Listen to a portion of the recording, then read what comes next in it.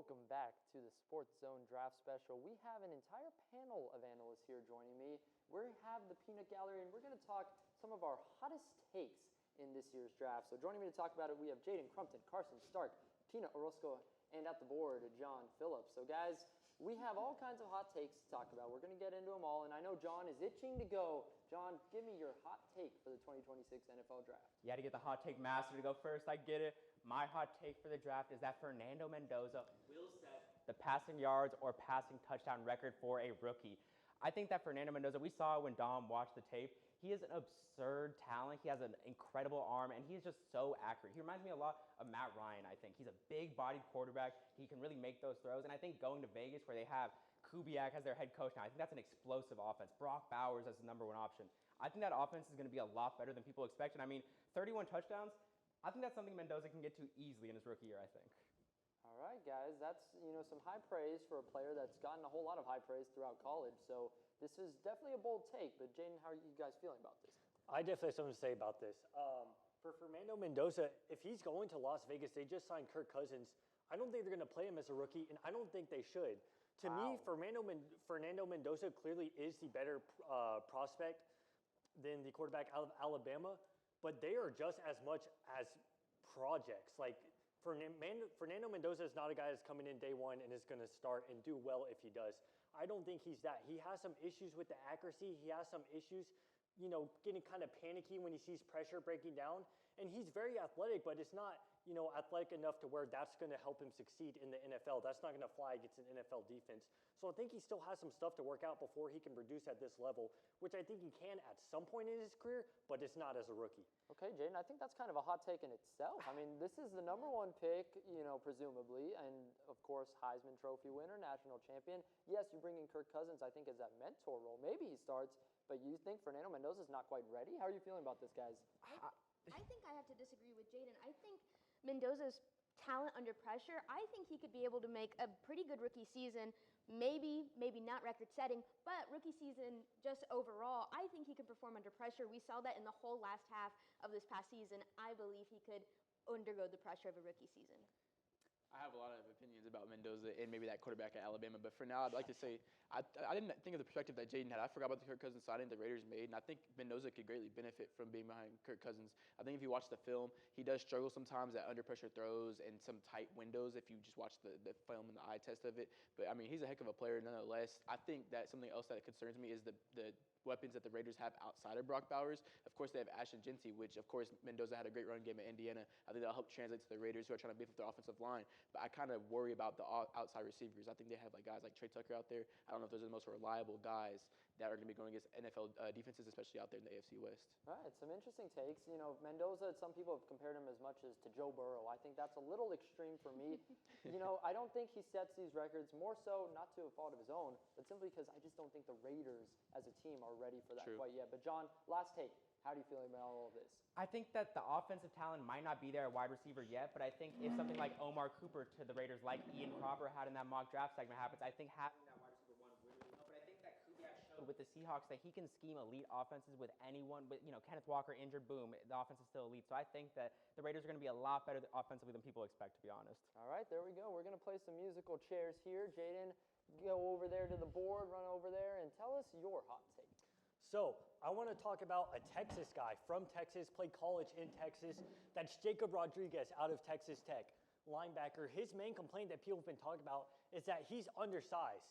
And I want to give you this. If you've never gone and watched Jacob Rodriguez highlights, turn on that tape, come back and tell me you don't get fired up. Jacob Rodriguez, dog or nah, I think he's a dog.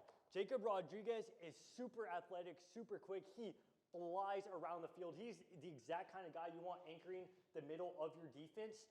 In the pass game, he's so good. His instincts are so good. He's a former quarterback. He knows the pass game so well. Against the run, like I said, he's a super high motor tackler.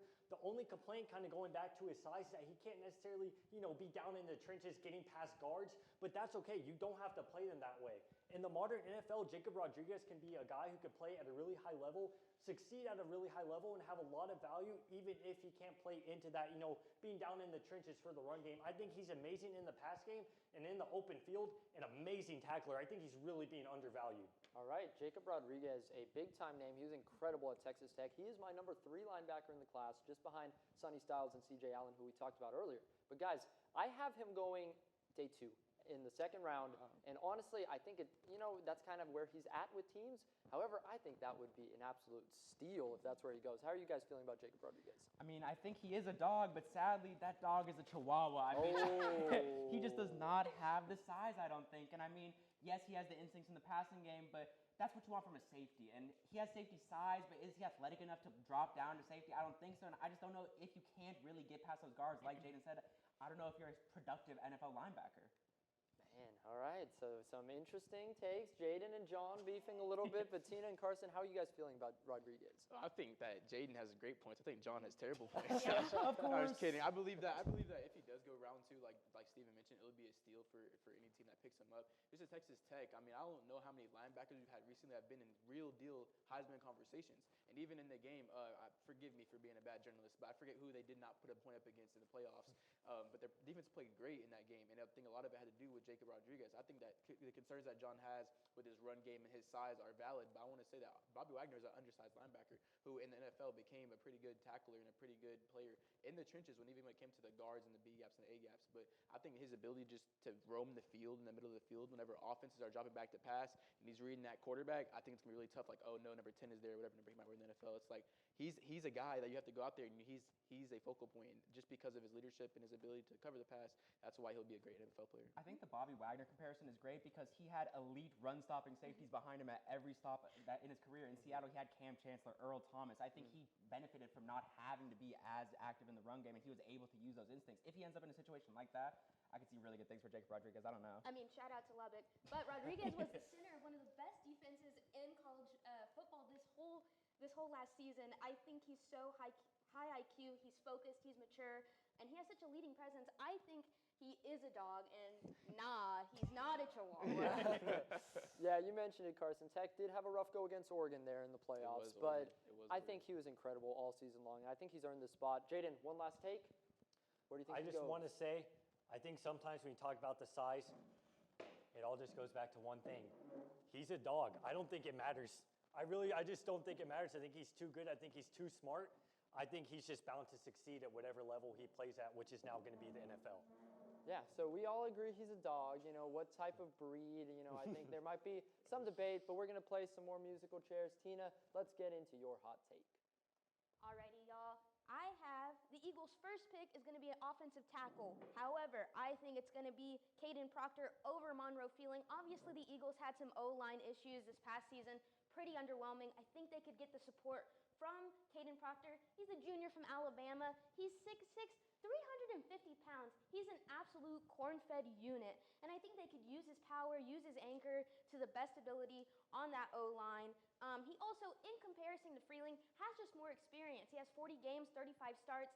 He just seems a little bit more pro-ready in comparison to Freeling, who only had 17 starts. He also has some issues with his handwork, and his just experience is questionable in comparison to Proctor. All right, so, this is very interesting because Caden Proctor, I think, is a prospect that's risen over the last couple weeks in this draft. His stock has gone a little bit up. Great prospect from Alabama. There are, some of these concerns that we talked about. But I kind of agree with this take. I think that it could happen. I do have Monroe Freeling going pretty high as well. But the Eagles, it'd be interesting to see who they would prefer. It's very tough, to project, but I like Caden Proctor a whole lot. How are you guys feeling? I think the biggest thing with this is that Monroe Freeling has that experience at left tackle. A lot of the elite tackles in this class are right tackles only. I think Caden Proctor is someone who you would want to play at right tackle. And with Freeling's athletic upside, even though he doesn't have the experience, I'm betting on Freeling 100% of the time because of that left tackle experience. I think that's fair. But however, for a team like the Eagles, who may be seeing Lane Johnson towards the tail end of his career, maybe this is someone you try to develop. I could definitely see that as well. 36 years old. He's almost done. Yep. They're wrapping it up. They're trying to fulfill that position soon. I love Lane, but yeah, he's getting up there. Father Time catches up eventually. I think this could be a very good replacement. How are you guys feeling? I think Proctor is a guy that's going to have to move inside the guard. That's a lot of talk here. And potential as well. Not that he couldn't be a good guard, but a guard is a lot less valuable than a tackle at the NFL level. I also like to say, I think at 23, Freeland's going to be off the board already. He's a guy that's projected, to go pretty high in these drafts. But I don't think Caden Proctor is a bad pick for the Eagles at all. They need to shore up that O-line. Even if it is a guard, I think that's still a great fit. They've always had their bread and butter, been their work in the trenches on both sides of the ball, and especially their run game. And I think Caden Proctor definitely helps that. Yeah, it's interesting. I have Monroe Freeland going at 17 to the Detroit Lions, and I actually have the 49ers trading up to 20 to take Caden Proctor. So both of them jumping the Eagles, kind of interesting there, but we'll see. Tina, one last take. How do you think he translates his game to the NFL? Do you think he's a tackler or do you think he's a guard? Who's Proctor? Yes. Yes, I think he's more of a tackle. I think just that pure power. I think he's just got it on that line. No one can come near him. We saw that in his college performance.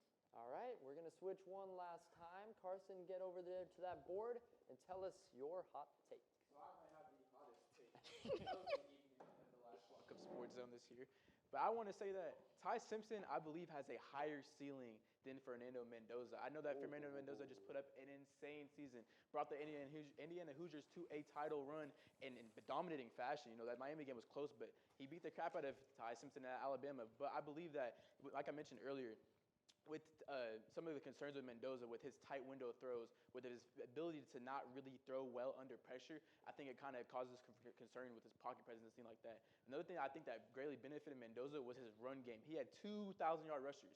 If you look at Alabama, they only had one rusher that had 500 yards. And also, I think Tina just mentioned with Caden Proctor, he was really their only solid and reliable offensive lineman this year. Outside of that, they were the 84th ranked offensive line. Now, a lot of that you could say has to do with Nick Saban leaving, but that's the fact of the matter. They had the 84th best offensive line in the nation that gets all these five-star guys. So I think that was really tough on Ty Simpson. He only threw, I believe, 5 interceptions this year, and he just shows a lot on film that looks pro-ready to me. I do want to mention one more thing, though. I believe that with Mendoza and Ty Simpson, they could greatly benefit from, taking a year back. I know that the Rams have a late first-round pick for, I think, the first time in a long time to have a first-round pick. But I think if he goes to a team like the Rams and he can learn from Matthew Stafford, who's playing amazing ball, but, he's still getting up there in age, someone like Sean McVay could really develop Ty Simpson to be a good NFL quarterback. Okay, Carson, you articulated that really nicely. That was, I applaud you for that. But what?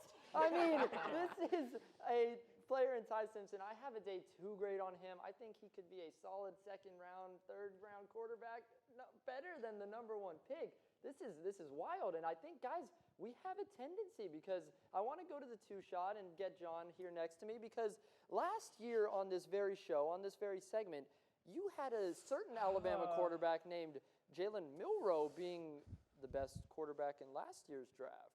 I did. I think that this comparison is kind of the opposite of last year, though. I think Carson mentioned it really well. Ty Simpson didn't have the supporting cast that Mendoza had, which you really don't usually have with Bama quarterbacks kind of struggling in the supporting cast. But I don't agree with this. I was going to make an offense, but no. I think Carson's just kind of wacky right now. Wacky? It's just wacky. I do not see Ty Simpson being better than Mendoza. I think Mendoza has a better arm. I think he has better size. I think he's more accurate. I don't really see the argument for Ty Simpson above, but you made a great argument.